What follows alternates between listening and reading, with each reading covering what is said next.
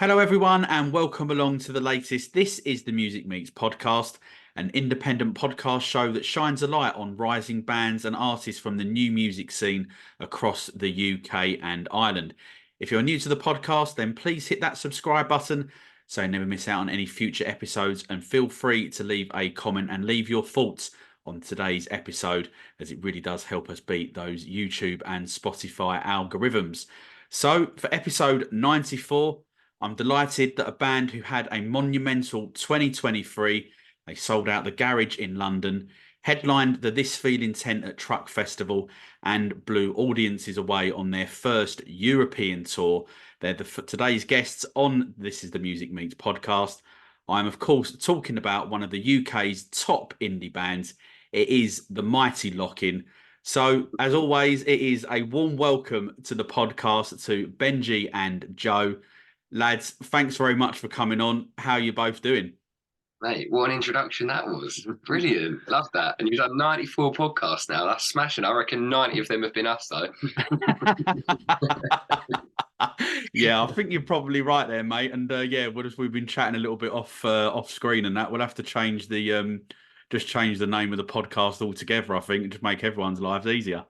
Yeah, hey, that's it. We need to do a podcast at West Ham next or something like Well, we'll probably have to do it pre-game because we know what they can sometimes be like letting us down most weeks. Although, we're going all right at the minute, aren't we, to be fair? Yeah, we are going all right. We are going all right, surprisingly. But, it's West Ham. You never know what to expect, hey?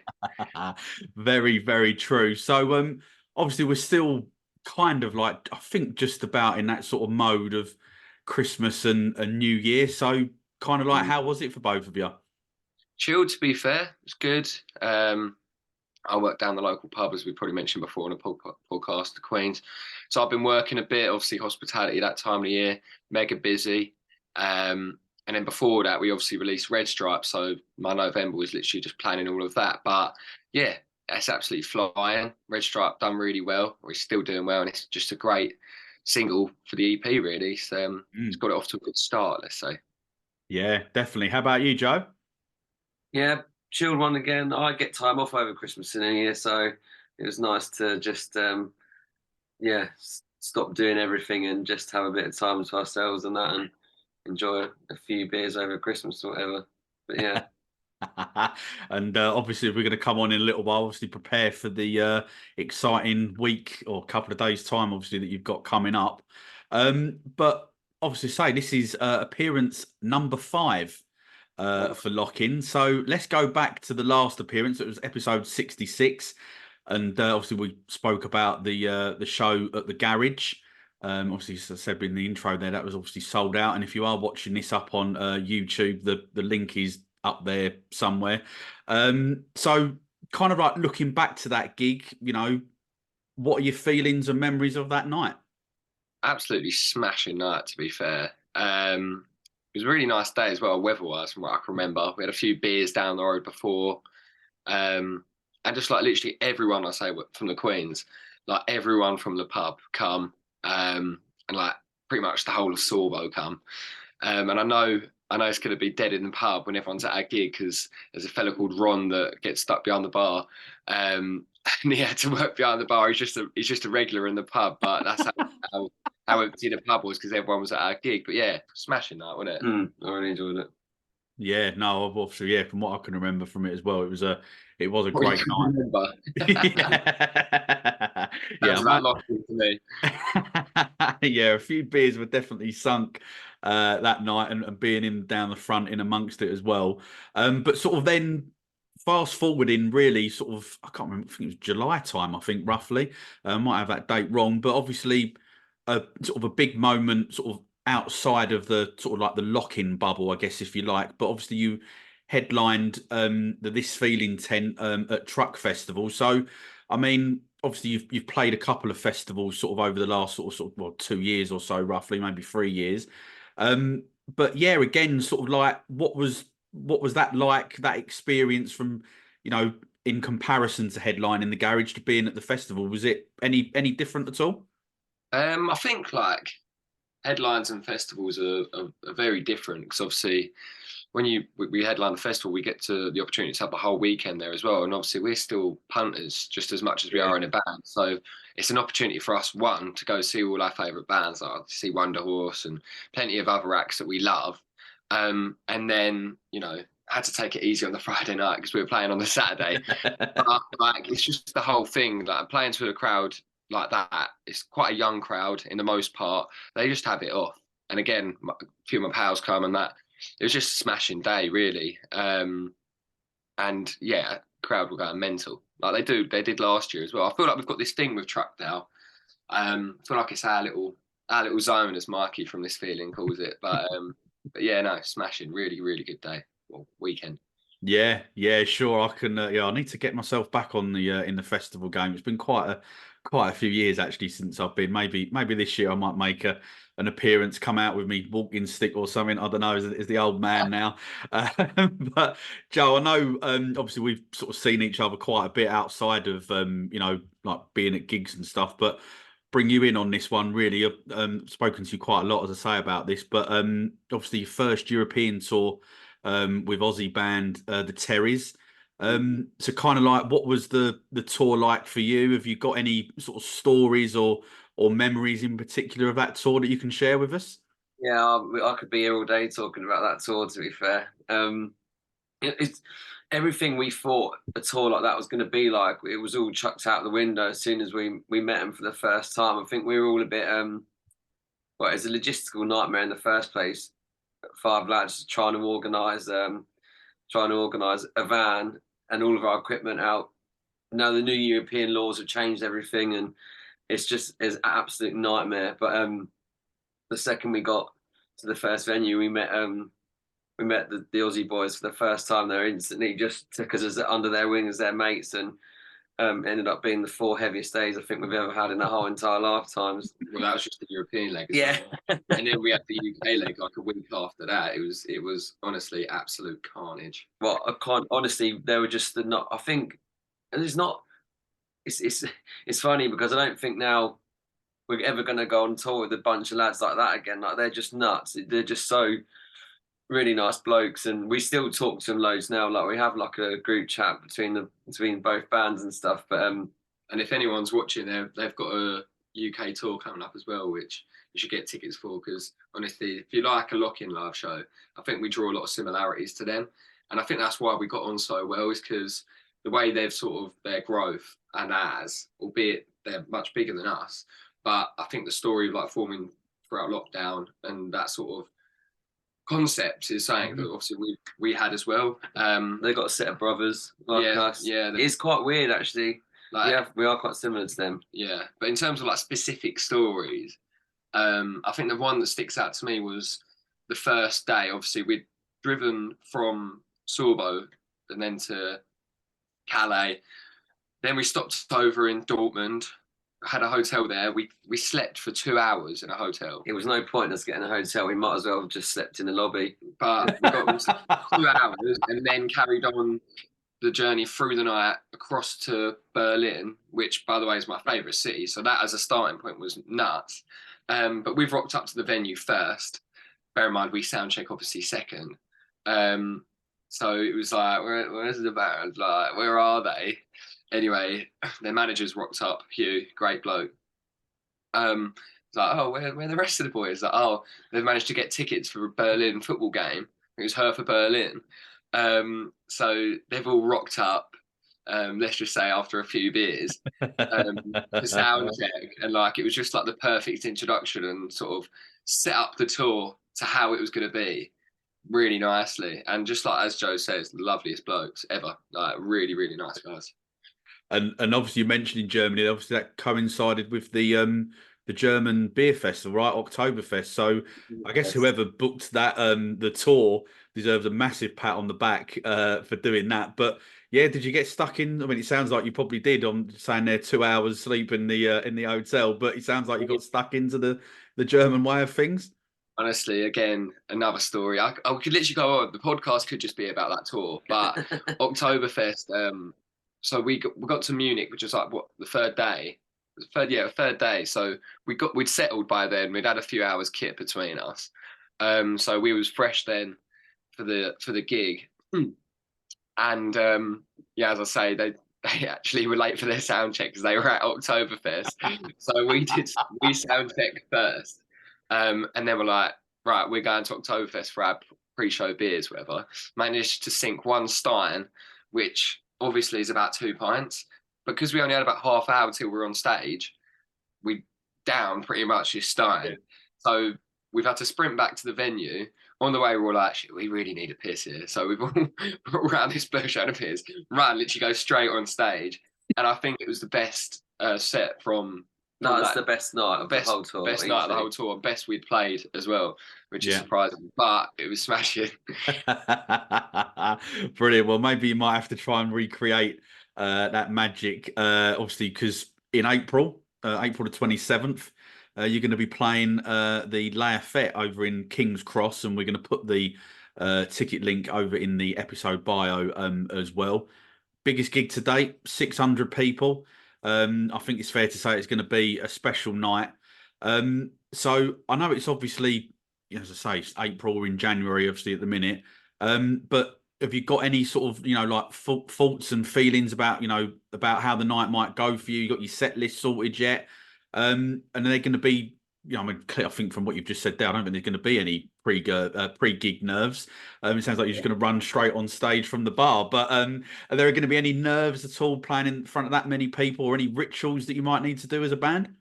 Yeah, I think there's always nerves when it comes to playing a headline show like that. And I think you'd be lying if you said you wasn't. But maybe in years to come, the nerves sort of go away. But, this is our, fourth London headline now.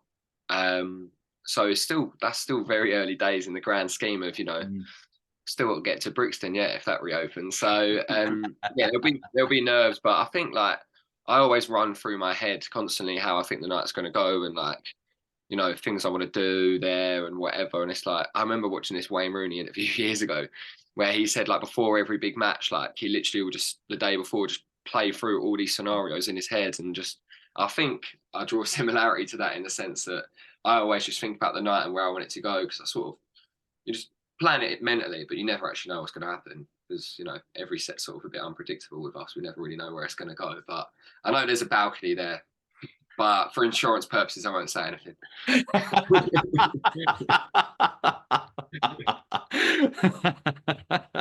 Brilliant, great stuff. And I know, obviously, on previous podcasts, obviously we've spoken a little bit about, like your fashion inspirations and kind of like icons. Have you got either of you got anything, up your sleeves that you can reveal today for the Lafayette show? I don't actually know what I'm having for dinner tonight yet, Mark. So planning my outfit, great. Well, to be fair, I mean, doubt anyone from Fix is watching this, but it's this well-cool brand that do proper nice men's flares. If they're watching this, Fix, you sort us out some flares, some nice shirts, then we'll be sorted. But yeah, no, I'm banging to. They got some lovely clothes on there. It's a bit pricey, but got a while to save up, and Well, we'll tag them in this podcast episode, and we'll see what happens. And sort of as you saying there about how you mentally approach the gig, what you think may or may not happen, but does that also go down to sort of the set list as well? How do you guys go about approaching that, in terms of what order you're going to put your songs in, or I guess kind of where do you think a particular song might work in the set list? How's that going to go? Well, obviously we're releasing the EP on Friday, and that's I think we've played a couple of the tunes off the EP just briefly, even if they weren't recorded yet before, a few smaller gigs just to see how they sort of sounded. On the Terry's tour, I know we played Red Stripe Remedy a bit. But I think when we rehearse, it's sort of just a matter of seeing how we can merge them into the set list, because we like to build up into songs. We like to make some songs flow straight into each other. I think just off the top of my head, On to the Next, I feel might be quite a good opener. And we always like to open with a new song. I know we did it with Easy at the Garage. Just because, I don't know, it just feels right as an opener, I think, because it doesn't start with the drums, does it? It's just me and you with the guitar and the vocals. I think that's just quite a nice way, and then the chorus is quite hypey. So I don't know. Initially, that's what I've been thinking again with these thoughts about pre-show. Yeah. But yeah, we'll just see. I think it needs to be changed up a bit. We've been playing the same sort of spine of a set list for a while, which has worked really well. But I think it will be nice to sort of switch it up a little bit. You know, Yeah. we like cover as well. We like it. We do like a midway sort of little mashup cover. I know that went down an absolute treat at the garage. So we've been doing that one for about a year now as well. So I think change that one up and sort of get a new little dancey disco sort of thing going on. Yeah. There you go. You heard it here first, and I must say, actually, I wasn't expecting you actually to open up with Easy at the garage, but I think thinking about it like afterwards, I think actually it worked really really well. But I think actually it was quite a bold move and a bold statement, and you know, because a lot of other bands that I've seen would tend to, you know, not be ashamed. I don't mean it like that, but almost hide that song away, like, and it comes in, say, like halfway through the set or whatever. Do you know what I mean? So, you know, I think kudos to you guys really for doing that. It was something different. Yeah, and I think the issue, like, with putting it halfway through a set, especially with like our songs, a lot of them are obviously jumpy, dancey, everyone's mosh pitting and that. I just think if you put everyone's well up for it and you put a song like Insecure on, and then you play Easy after, it obviously slows it right down. Mm. And obviously, talking of like the track listing for the EP, the intro track that obviously we walked out to merges perfectly into Easy. Like, we had it made so that it goes into Easy. And I feel like, just in terms of building up the tension, I couldn't see it from like the crowd's perspective, but I just feel like with the lights coming on and shining, with that really bassy like build up, I don't know, like if I always put myself in the shoes of like whoever's in the crowd, and I just feel like if that come on, I'll just be like, adrenaline starts going, and I'm like, wow, like what's about to happen here? So I think that's another reason why it was a good opener, because it had that lovely intro that Curtis made for us. Yeah, sure. I think someone may have written, a blogger has written that it was the calm before the storm with the intro track. But just moving away a little bit, I want to come on to you guys in terms of your social media. Obviously, I see, you know, especially on I think TikTok, it's fair to say I see both of you on there quite a lot. So, kind of like, how do you feel that social media is playing a role for Lock-In in terms of getting the name out there, or do you feel that, you know, in actual fact, it's better to get out in front of people, you know, playing live and obviously releasing new music? Do they both go hand in hand for you boys, or do you know, Yeah, you don't think it matters? I think there's a balance. I've sort of, once I get in the rhythm with TikTok and once you get in a flow of making them, it's such a good tool, and it's actually quite easy to do well on there once you sort of understand what your followers or what the algorithm want. Mm. And I think linking in sort of trending things within the scene to your own music is sort of the ideal way to do it. But social media and sort of the marketing side of things is obviously completely different to playing live, and they're probably two very different crowds as well that you've got to appeal to. So I think a lot of people on the TikTok that may have seen us would have a different opinion, maybe seeing us live, and vice versa, you know. So I think there's a fine balance. What do you think? I think it's TikTok was launched. It's almost like if there's a lot of people and a lot of bands that have come out and said, well, like it's ruined the industry or it's changed the industry. I mean, there's not much you can do about it, is there? It's out there now, and I think if you're a band and you don't use it, you're a fool and you're being stubborn. It's another opportunity to get your music out to people that wouldn't necessarily maybe have got through to you in the first place. I think it's a big part of why we got put on New Music Friday as well on Spotify. Of course, yeah. Was using sort of hashtags, and when a song Red Stripe Remedy started trending, I mean, albeit it was actually getting some funny comments on there, as you do, but I think you've got to expect that, like, you know, when a lot of people are commenting good comments, you've got to take the bad ones as well. Yeah. And rightfully take it on the chin as well. At the end of the day, music's subjective. Like, people like what they like, and I'm sure there's some music that I would like. Personally, I wouldn't comment on it if I didn't like it. I'll just leave it. But that's just this day and age, and you're going to get that. But as I say, with the bad comes the good. So we've just taken all the nice comments, and look, we will take it. We've been put on Radio X. We've been added to a New Music Friday playlist, and the song's on like 20,000 streams in a month, which is probably the best one of our releases done in a couple of years, whatnot. So yeah, we'll take it, mate. And I think, as you say, there's a fine balance between live and marketing. But yeah, we've got a few live bits planned for the year as well. Obviously, we've got a big Lafayette show, and just sort of keep plugging away on TikTok. It's good. I like it. Yeah, well, I think just what you were saying there as well, Joe, about obviously TikTok being there, it confuses me, and I don't really understand why people don't use not just that tool, but you've got some that are on it, some that are say on Instagram, but then they're not on, say, like X or whatever they're calling it this week. Do you know what I mean? So I think if you can, you do need to try and cover all the bases. Do you know what I mean? 100%, 100%. I mean, Sammy does our Twitter because he's sort of good with the sort of personality aspect of the band, and he sort of introduces like more of a funny, witty sort of thing. And then, but TikTok's a bit more. You sort of have to be. You have to know what's going on within the scene at the minute.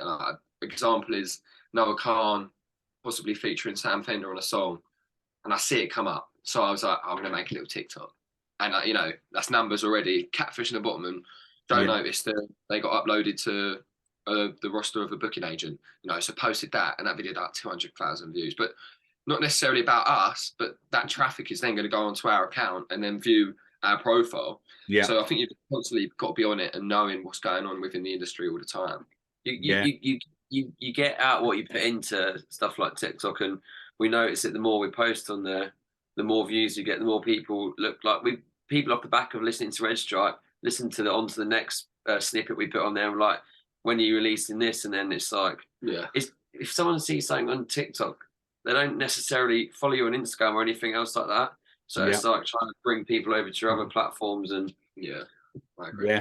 Yeah, definitely. Well, I must say you guys did drag me over onto the TikTok platforms. I didn't want to miss anything out. So it clearly works. There you go. That's the power of it, and certainly the I guess like the positive aspect of it. But we're just going to kind of like round up then sort of the 2023. I know we've mentioned the Lafayette gig, but how do you view your 2023 as a band? How did you think it went, and sort of how do you see yourselves progressing, looking across those achievements, and sort of, I guess, really, where do you feel that you sit almost currently within the new music indie scene? Yeah, well, I think 2023 as a whole it was massive positive. Like, I think in terms of live, especially, like Garage sold out, headlining Truck, and obviously the European tour with the Terrys. It's something that we really wanted to work on and do more with shows. Albeit, like, we do like the aspect of having a bit of exclusivity. Like, play less shows, people want to see you more. But at the same time, people want to see you, so you sort of got to find a happy balance there. Yeah. I think creatively, the plan always for 2023 was to get the songs down and sort of to do the EP, which was actually meant to come out a bit earlier, but then the Terry's thing happened, so we were like, well, there's no point us releasing this on top of all this. Let's just sort of plan it. And I think a big part of 2023 as well was sort of trying to get 2 steps ahead again. It's like in that COVID years, it was very easy to plan because you had so much time and we was all doing absolutely nothing. And now, obviously, I graduated from uni last year. All the boys are working. Angus is doing a master's or whatever. So it's sort of like, putting time in, taking a few sacrifices. So actually, it's like, you've got to, if you want to do get to the next level, you need to start putting in the work a lot more.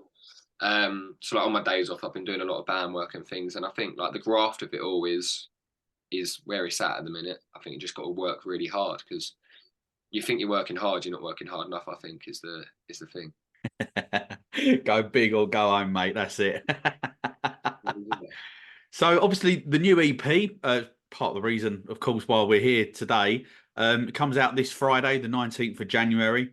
Onto the next, it's called. Congratulations on it. It is fantastic. And I really think it's going to bring old fans a lot of joy.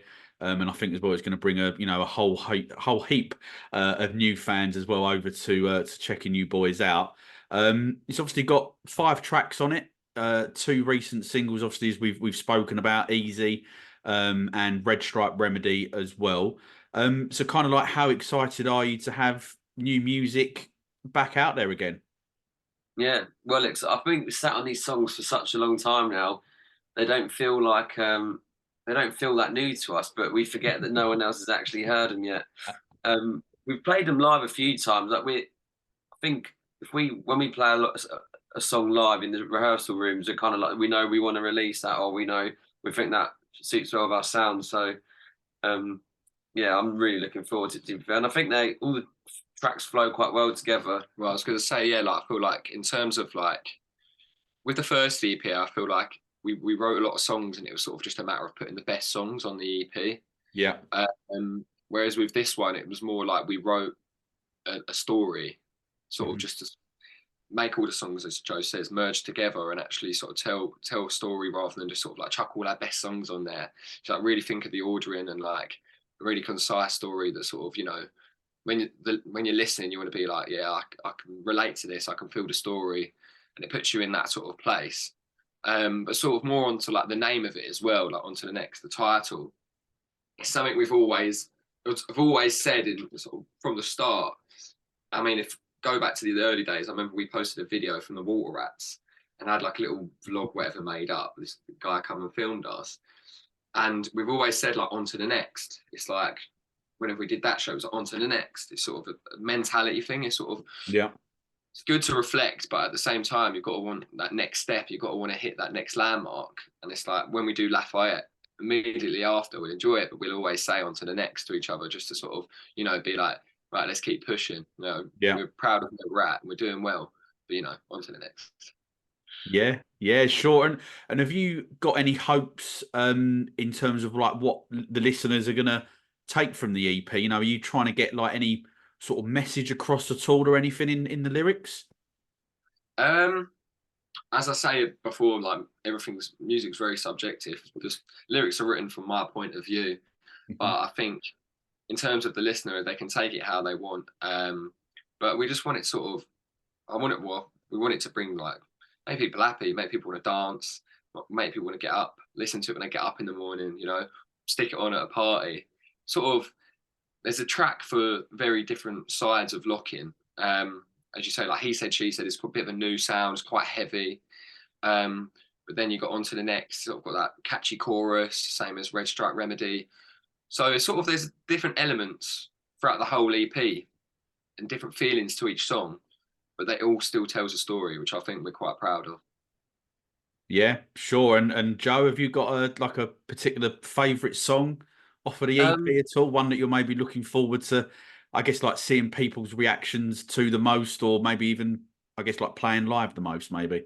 I think Red Stripe, just purely based. I think when we wrote it for the first time, we had like the song, and Ben started doing the lyrics, and he had the kind of like not chatty, but you know, like the opening verse. And Ben, we originally that was just going to be the only part of that song which had those kind of like snappy lyrics. And it went into something else, and we were all like, no, you got to do that sort of style again in the next verse, because we really liked it. And personally, from a guitar point of view, I kind of wanted it, since like especially Sweet Love, the riff in Sweet Love, like the verse riff, I wanted to kind of keep that sort of style and sort of make it my own. I think Travelers Tunes did a blog on the EP and sort of said about my guitar style being quite choppy, and I kind of like that. I wanted to bring something to it, and like locking tunes be quite recognisable for how they sound, sort of thing, as well. So yeah, no, I'm looking forward to playing it all live. To be fair, although we've played it all live, haven't we? Just sneaked in different gigs, but He Said, She Said, I think will be like a little dark horse. I think it's one we wrote quite a while ago now, and we recorded it with Easy. So we recorded two. Did we record it? Yeah, we did. Did we record it with Easy? Easy and He Said, and Red Stripe Remedy. We had onto the next one together. Yeah, so there were two, like they were a few months apart, and we wrote that probably this time last year. And it's like, I think it will go off live. It's sort of got that Yours Sincerely sort of vibe to it. The heavier side of locking, which we do have. But as I say, like each track is completely different in its own little way, which is nice. It's sort of, I feel like a lot of different crowds from within the indie scene will take a bit of the EP as their own, which I think will be quite nice. And I think He Said, She Said will sort of float towards more of a heavier side of indie, but then you got like the easy side, which is more of the slow, thoughtful sort of more lyrics, and then you got Red Stripe Remedy, a bit more laddie. So I think, you know, as I say, I think there's just a different element for everyone, which is sort of was a bit unintentional actually, but I think works. Yeah, definitely. Well, as I said there, it's a fantastic EP, and I think people are going to absolutely love it. Yeah, great stuff, and I'm looking forward as well actually to seeing people's reactions to it on socials, because I've obviously been living with it for for quite a while now, I should say. But let's just move away from music briefly. Obviously, you're both big West Ham fans. How do you feel that the season's gone so far? We started off all right, didn't we? And then we dipped off a bit in the middle. I think he should have fielded a better team against Liverpool, give us a bit of better chance Mm. in the cup. But I don't know. It's a bit of a weird one because you never really know what to expect with us, do you? But the Christmas period was fantastic. Mm. And then we come out of that and we play Bristol and we just play absolutely appalling. So unpredictable. I'm going down to Bristol tomorrow for the game, which should be interesting. Hopefully we get the win, but I don't know.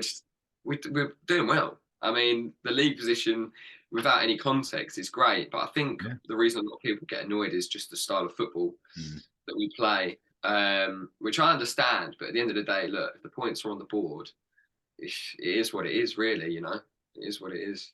Yeah, definitely. And Joe, obviously, Benji's just touched on there the style of football. Do you think that obviously David Moyes' contract runs out at the end of this season? Do you think that the board might listen to the supporters and go, no, we don't want that style of football anymore, and let him say thanks very much for all the memories that you've given us, and off you trot?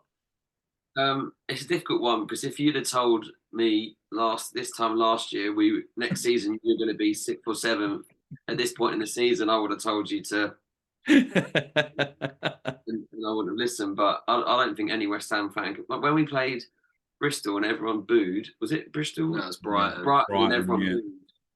And I was just like, oh yeah, it's not a great result, but you would have taken a point against Brighton last season as well. So it's a bit fickle in my opinion. Yeah, so. I think. But you say everyone booed. I think it was a crowd of people booed, and I think that's what it is. Is there's a bit of a split decision really between the supporters on what they want really, which makes it quite hard. But he said I can't remember what game it was after. He said we're talking about contracts, so I think he will get one. And I think he will stay for another few more years, to be honest. But look, we do well in Europe as well. Like he's proven he knows how to play in Europe, and look, if we get an opportunity to go to Dublin, I'll be all over it. Yeah, I can't say I blame you, to be fair, if that opportunity did arise. And yeah, obviously fingers crossed that we have a good run in that. But he's won the first trophy in what was it, 44 years, I think it was. So, I think he definitely deserves a little bit more respect than what he is getting at the minute in some quarters. So yeah, let's I guess wait and see what happens. 100%.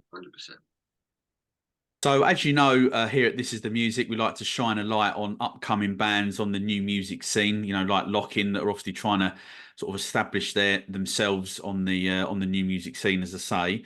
So, really, in 2023, what sort of bands or artists were you guys checking out? In 2023, love the Kairos, brilliant, and actually really really nice lads. Yeah, Lissy Taylor. yeah, It just is yeah, in terms of like this feeling bands, two that really stick out to me that's smashing it. See the San Quentin lads, lovely Yeah. boys as well. So he supported us at the garage. But I think away from that, it's, when you say up and coming bands, a bit of an awkward one because where do you sort of draw the line with like what is up and coming? I know we've spoke about Rum Jungle Aussie band. yeah. Smashing. I don't think they've got a bad song. Like, I genuinely listen to all their tracks and I think, wow, I think they'll do really well. Obviously, the Terry's boys as well. I think there are a few that just stick out to me off the top of my head. Yeah, I've actually mentioned them before in a previous podcast, I think. But the Native, I think, are really really good. I really like their music, and they're really nice lads as well. Who else? I don't know now. It's escaped from my head now. I can't think about it. Yeah, there are a few. There are a few just off the top of my head. Yeah, no, definitely. It's obviously, as we both know, or all three of us know, I should say, it's obviously a very exciting time for the new music scene, and yeah, the bands that and artists that you've checked out there, or shouted out, probably should say, is all fantastic, and yeah, some couple of personal favourites in there as well of mine. So we're going to throw some quick fire questions at you now. So this is kind of, but for both of you really to answer this first one. So you're allowed one final song from your favourite artist in your favourite venue. So one song, one artist, one venue. Who you choosing? How to Fly by Sticky Fingers at Brixton. I've already seen it, but I'd love to see it again. It's a special, or actually from that gig, Yours to Keep. It's quite a personal song to them as a band. Because their old sound guy passed away, but they did the drummer did like a harmonica, boy, fill-in drummer, was drum depth, did a harmonica solo, and honestly, it was one of their moments, like the hairs stand up in the back of your neck. It's just a bit like starstruck. And this is very early days in the band. I mean, when I mean early days, like May of 2019, we obviously started in January. So I was a bit like, wow, like this is the place I want to play. Like this is mad. Like just looking around, I was with Gus. I was like, that was fucking nuts. and yeah, how about you, Joe? Catfish and the Bottlemen, Tyrants. Great shout. And Benj went for a venue he's seen them at. I'd say Brixton as well, but to be fair, I see them at Electric Ballroom ages and ages ago, and that was intense. That was really, really good. That must have been one of their that must have been real early days. No, it was when they released their second album. They did like an album show there. That's I see them at Shepherd's Bush as well. They did Tyrants there. They don't tend to play. Well, they've not been a band for ages, have they? They're coming back, but yeah, they took it out of their set list for a while. Yeah. Gives you more reason to want to see it, I guess. No, 100%.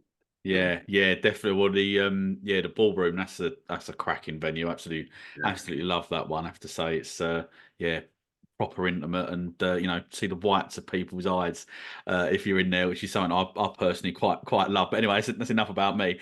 So sort of kind of like then again for both of you, what 5 songs would you take with you on a remote island? We'll do 5 between us, Mark. Yeah. I think Tyrants will have to be one. Yeah. That'll definitely keep you going. It's a long song as well. So, shorter song you'd probably get bored of, wouldn't you? But if it's a bit longer, then got to take that into account. If we're on a desert island, How to Fly by Sticky Fingers, because it's got that chill vibe, and that definitely chilled me out. Some sort of brown noise. I've been using that to get to sleep recently, Mark. It's brilliant. Have you tried it? It's like this No, in the background. So if I'm trying to get a kit, one of them ones. No, I'm joking. Oasis, Live Forever. Just so I sort of, power through, and I sort of think, I'm going to get through this. I'm on a desert island. My survival techniques must. One of your podcasts. Oh, you're far too kind. Yeah, you can put it on there, mate. Yeah. Episode 66, 400 with blocking. What would you say? I'm going to go off what I'm listening to at the moment, but a song called Mrs. Narcissistic by Royston Club. I don't know how long that album's been out now, but for some reason I hadn't listened to it at all until about a week ago, and now I can't stop listening to it. The whole album is just insane. They kind of weren't even on my radar at all. And then I think they'll be the next band that sort of they're so good. I think they'll go. I mean, like sort of Lathams sort of went during COVID sort of times. I think Royston Club will be that band next. That's probably one of the best debut albums I've heard since Catfish brought out The Balcony, and that's quite a big shout. But that is a really good first album that Royston Club come out with there. There's a song called Tender Curiosity on it, which is just insanely good. And I think it's nice, like with the Royston Club. Sorry, this is going a bit off topic now, but I think it's relevant to what we're talking about. I think it's nice seeing a band that have actually just come from the bottom and just worked hard, and like they've done this feeling shows and that. So it's just nice to see for a band like you can do it. You just got to work hard. So yeah, I think they'll be the next band that goes. There you go. And yeah, I agree. I think as well, and also I think it must give, you know, all bands really, you know, that confidence that you know, look at them, they're doing it. You know, Yeah. that's where they've gone, as you say, and you know, and yeah, fingers crossed for them because you know, it's great to see. And And they seem like good lads as well. Like all Mm. their social media and that, like, you know, you can just sort of, you can tell personality from through social media. Well, I say that you can't, but like you can, the band's personality, what their sort of their brand, whatever you want to call it, is. I really like it. I like what they've got going on. And have you ever had a dream where you were performing with a famous musician or a band, and who was it? And if you haven't had a dream, who would it be? Who would you like that to be anyway? Quite funny actually. I did actually have a dream. This is so random, but I saw Post Malone at Reading in like 2019. Again, really early days of the band. But I think at that point I was just inspired by absolutely everything, which was probably the best thing to be when you know you've just started a band. And saw him and his live set. And I know it's not indie at all, but I was just blown away by his live set at Reading that year. It was just full of energy, and there was just fire and shit going off everywhere. And I was like, this is mad. And I had a little dream about that, like. I think that'd be mad, sort of to be in his position. I think we talk about Brixton a lot, but playing Reading would be unbelievable. Reading Leeds, and in fact, we got put on a leaked poster. Yeah. Oh God, no, that's actually like the amount of achievements we've done like in the past year, and like, I'm dead proud of. But that one, I was just like, you know what, that's unreal. Grown up, sort of looking at these leaked posters, thinking, oh, I hope that band's on there. I hope that band's on there. And I was like, someone sent it to me, and I was like, I thought it was something they'd made. And then I was like, oh, I see it on TikTok. I was like, well, Jesus, that's hopefully going to call up. Yeah. I doubt it, but next year. Yeah, that's it. No, how about yourself, Joe? Um, I think I have those sort of dreams all the time, to be fair. But you always, I think, as when you're in a situation like ours where you want the end goal is like so clear in terms of what we want to achieve. Like you kind of just manifest those sort of things all the time, and so yeah. I mean, again, we've mentioned them loads on this podcast already about playing with Catfish, but I mean, Yeah, if they fancy us to support on their tour that they'll be doing after Reading and Leeds, then bad mate. You're Hit us available. up. We're available, mate. Just give me a bell. I did a few Catfish covers on TikTok, and someone commented like, "Oh, if you look, because their guitarist left, obviously, and everyone was like, a few comments were saying, oh, you should Session play. yeah, do they need a guitarist?" And I was like, yes. As soon as they email me, that'd be me. Go on, see you later, Benji, mate. I'm in Catfish now. So you're right as well. I'd say, get on your way, mate. Cracking. I can get guest list for Catfish if he's playing, then mate. Why don't you get on your bike? You'll have to do a double set, Joe. You'd have to support band first of all for lock-in, and then jump on with Catfish at the end for the main event. Do the tambourine or something if they fancy it. Love it. So what obviously we know you've got the big Lafayette show coming up, and obviously in April, and obviously also as well we've got the EP Onto the Next coming out this Friday. So what else can we expect from Lock-In across the year? Just initially, we've got a nice little sponsorship coming recently, which is going to be announced soon, which I won't say too much about yet, but it's exciting and it's sort of good for the band as a whole. Obviously, we've got Lafayette, which everyone knows about. Sell that bad boy out, have an absolute corker, and then straight into festival season. A few other things thrown in the mix there. We're sort of planning. We'd love to do some sort of videos and stuff. Obviously, talk about TikTok and that. Want to get some really good live footage out, which we're trying to plan on doing. But yeah, just kind of keep working hard, mate, and staying 2 steps ahead all the time. Sort of, you know, planning stuff for the end of the year now and into next year already, and sort of just really just working hard. I think that's what it is this year. We've just got to work hard. Yeah. This is the first time we've released a body of music and have other music as well on the side, so we kind of know what our sound is developing into already. We've got like 3 or 4 tracks now, which we're like we'd be happy for these to come out now, sort of thing. Yeah. So it's quite nice having that banked. They're not recorded or anything, but we've got that material there written.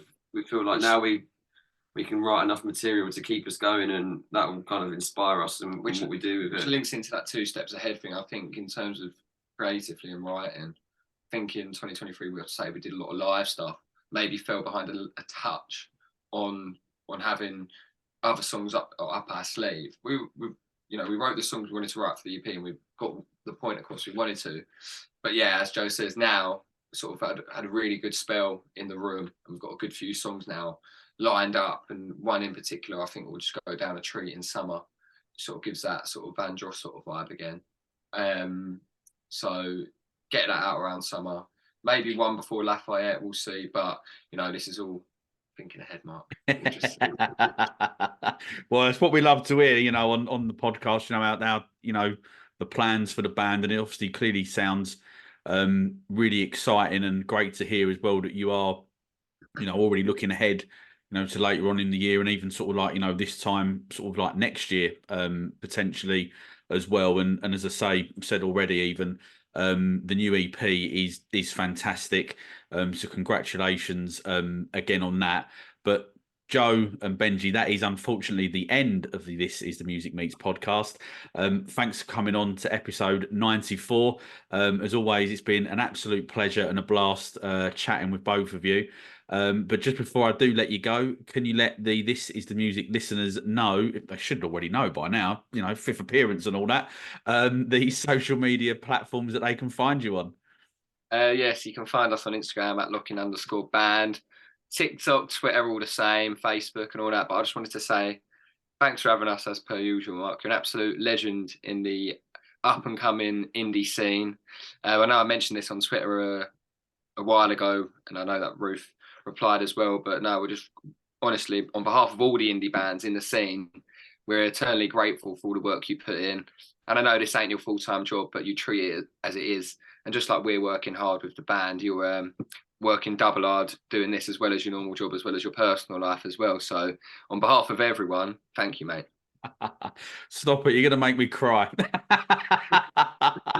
But no, thanks a lot, and appreciate all the all the support that you've given the podcast and the blogs and that and stuff as well outside of that as well. It's it means a hell of a lot. But yeah, thank you very much. And as I say, the links for the Lafayette show on April the 27th, that's going to be included in the episode bio, as well as the pre-save link as well to Onto the Next, and of course all of Lock-in's social media platforms as well. So do go and check them out, because it is well worth your time, and they've got some great songs on there, and the new EP, as I say, is truly fantastic. But Joe and Benji, as I say, thanks very much for coming on, and we'll definitely see you both, I'm sure, very, very soon. I'm sure we will. Always a pleasure, never a chore, Mark. And all that leaves me to say is to thank everyone for tuning in to the latest This Is The Music Meets podcast. Please subscribe so you never miss out on any brand new episodes. And if you're loving the podcast, please show us some love by leaving us a 5-star rating and written review, as it really does help the bands and artists we interview to be discovered. Thanks for listening, and I will see you somewhere down the road.